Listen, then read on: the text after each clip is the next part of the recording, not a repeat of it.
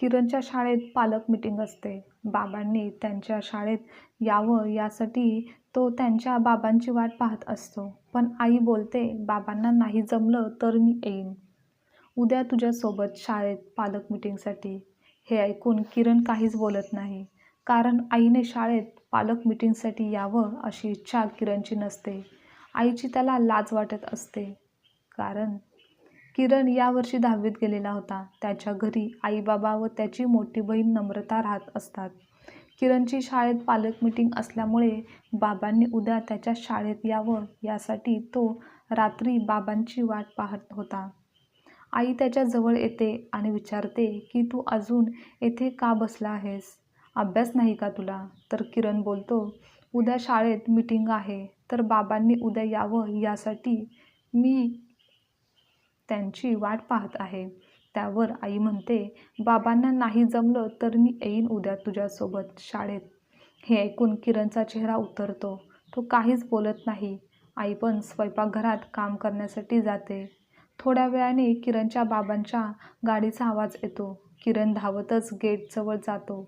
बाबा विचारतात, काय झालं? तर किरण बोलतो, उद्या माझ्या शाळेत पालक मीटिंग आहे. तर तुम्हीच या माझ्यासोबत शाळेत.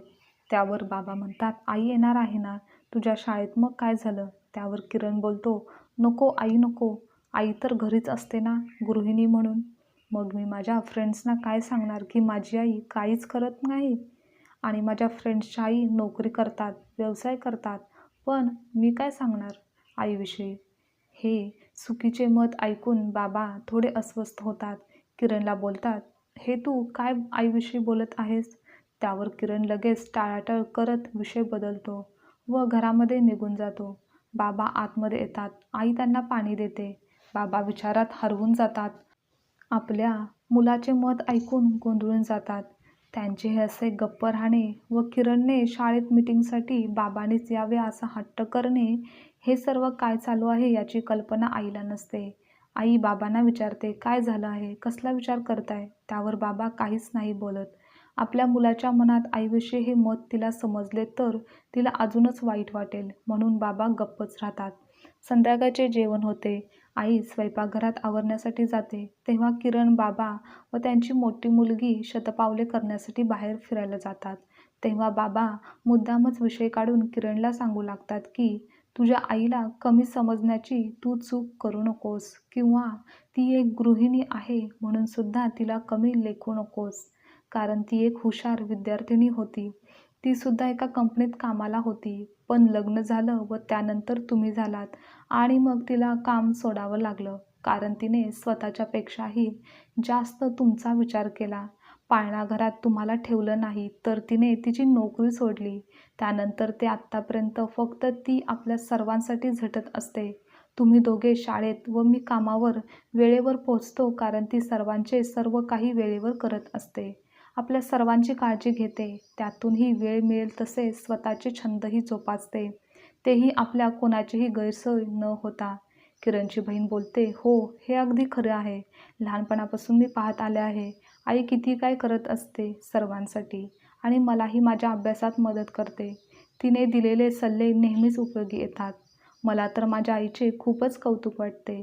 त्यावर किरण खाली मान घालून ऐकत असतो.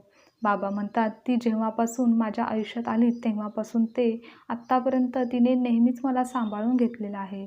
जेव्हा तुम्ही दोघे लहान होता, खिशात एकही रुपया नव्हता, त्याही कठीण काळात तिनेच धैर्याने मला सावरले.